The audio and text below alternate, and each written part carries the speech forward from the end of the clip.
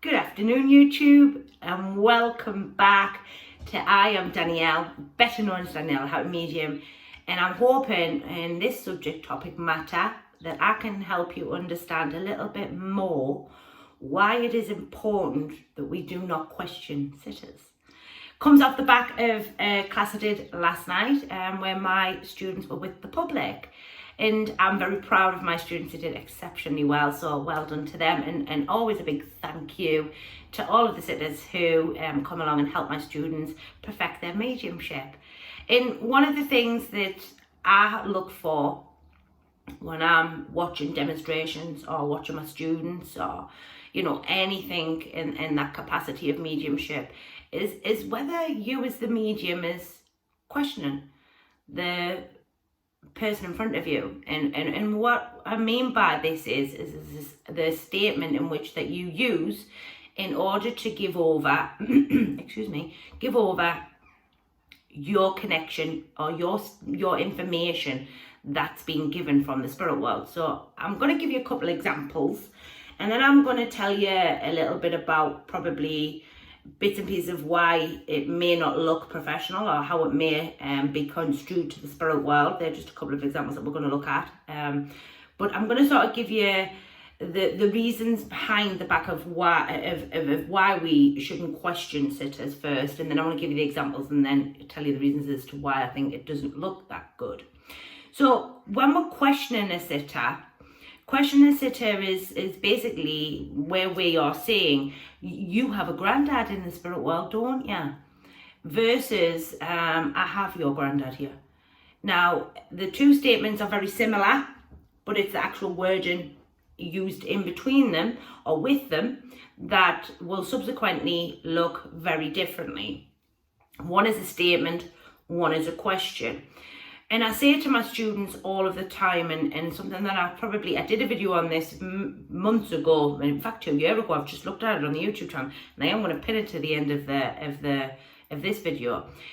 The problem with that particular type of question is it's leading. So we're leading the sitter. We're also saying to the sitter, please take my information. Please be right. Please be right.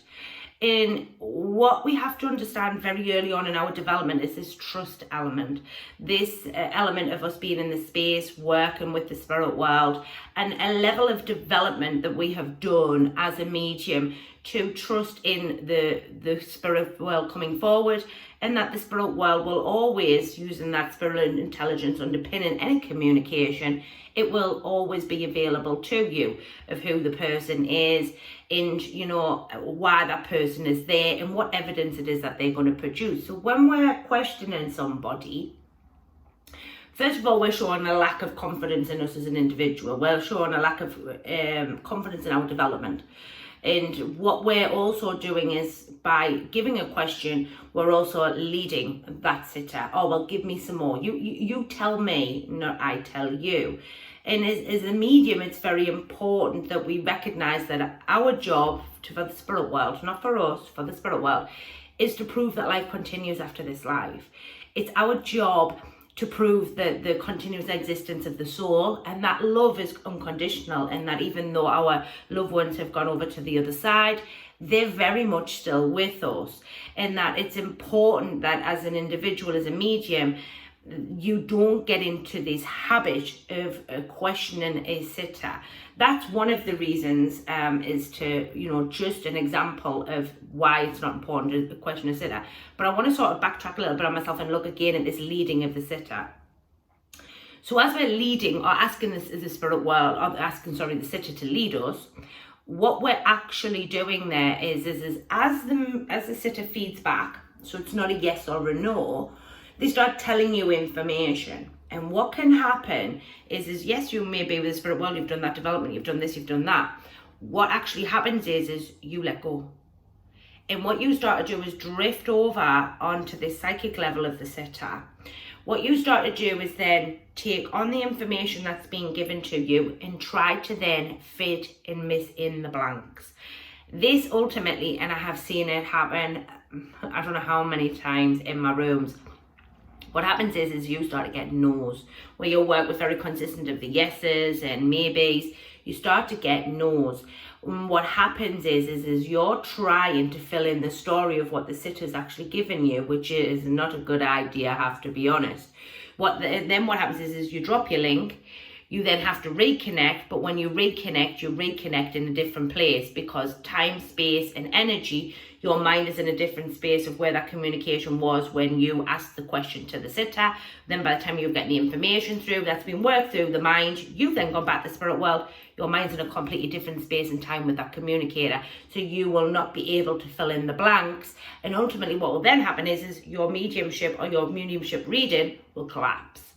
What also then does is says to the spirit world, you don't trust them. You don't believe them. You don't trust yourself enough, and you don't trust them enough to be able to give a communication without asking questions. One of the biggest things that mediums have to develop is this relationship with the spirit world, and also this trust element, and this trust element within themselves. And I did a video a couple of weeks ago about doubt and mediumship, and that personal development and that awareness of what may be triggering you and why you feel the need not to speak particular statements, or you may have to ask questions, or you may have to do all of these things because there's a level of lack of confidence in you or a lack of trust in you as a medium to be able to give it off. So what you do is as a human, you then start to ask questions. The problem again, like I say, with that is you're now telling the spirit world that you don't trust them and you don't believe enough in what it is that they're giving you. And then what can also be a problem is that the spirit world, will not withhold information. They never withhold information. They always give you what you need. What can happen is the spirit world will maybe step back and ask you to work harder at your development and also harder in that trust arena so that you do not question sitters. It looks unprofessional, by the way. I have to be honest. I don't know if anybody's ever watched a medium question a sitter quite extensively. So every particular statement is a question. I have your granddad here. Your granddad passed with cancer, didn't he? You know, your granddad, used to give you boiled sweets, didn't he? Yes. There's a real level of unprofessionalism when you're doing your work, and it can look like you getting all your information from the sitter. You have actually made the sitter fill you in, and you have really done no work at all for the spirit world, versus if you were to produce statements and not question the sitter and make sure that the sitter only gives you a yes or a no. The whole work is coming from you building a trust with spirit, trusting in yourself to give the information. Questioning goes on a lot, and I understand and I see it quite readily, not only in my own rooms, but, within the industry at large. And it's something that I strive very hard for as that evidential medium and that person who works for the spirit world diligently, as many other mediums in the industry do. It's something that I frown upon very heavily, I have to be honest. It's something that really isn't for me. Now, I'm not saying that everybody should be doing it my way. That's certainly not what I'm saying. But what I am saying to the minds that are watching me and the people who are maybe interacting with my videos, especially this one in particular, it's important to recognize where you may have a habit of questioning the sitters, and then ultimately have a question of whether or not you trust yourself enough to deliver that information in a way in which that you will either get a yes or a no. If you do trust in your ability and you trust in your process and you trust in the spirit world, then 90% of the time you're going to get yeses. If you get a no, then you should be able to double back, get a bit more, clean it up and give it back to the said individual, and more than likely you'll probably get a yes. Questioning is something that's heavily used, I have to be honest, and it's more to do with looking at the way in which you communicate and how you communicate with people in front of you, versus the lack of unprofessionalism that may come or may be scoffed upon or may be questionable over your reading in which that you've done. Sitters may go away and go, well, she questioned me. Everything that I told her was given on a question, or everything I told he or she was given on a question, not on a statement. And ultimately they can then destroy any kind of work you have done for the spirit world, which is ultimately not what we want.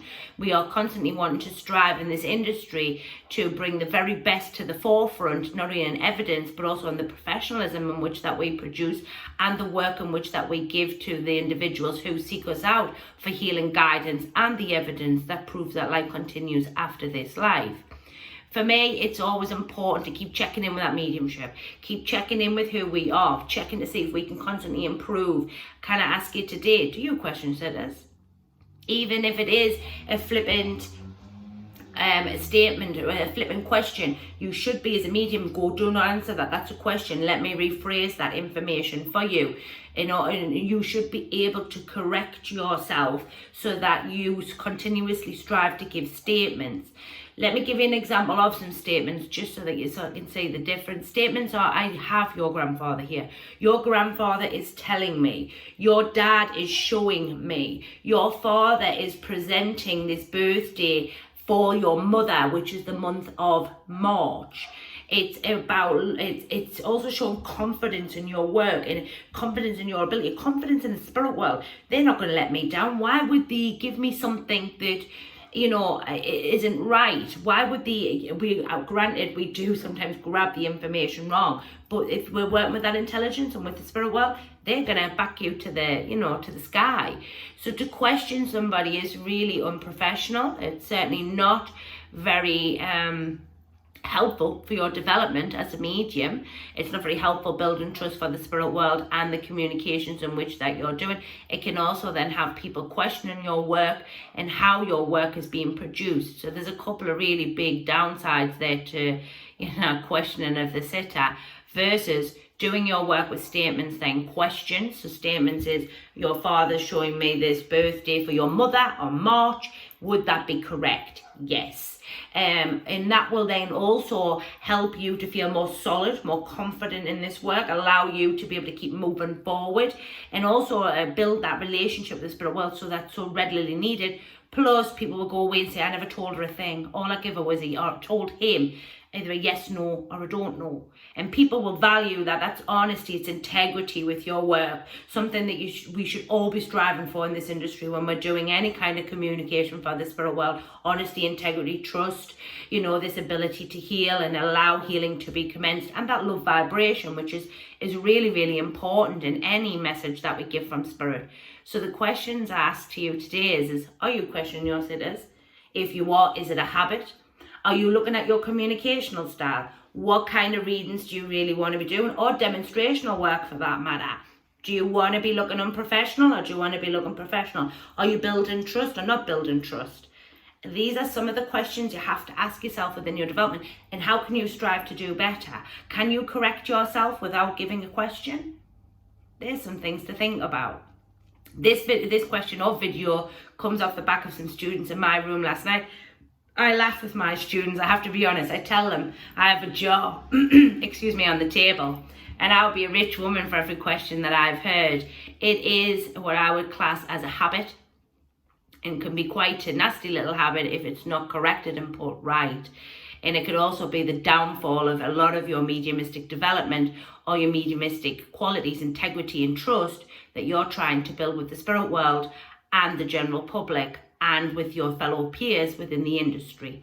So I'm going to leave this one here. This video is certainly one that is something that's very close to my heart. It's something that I work horrendously hard for, to make sure that I constantly produce statements for my clients and my students, and something that I would really like to see changing in the industry.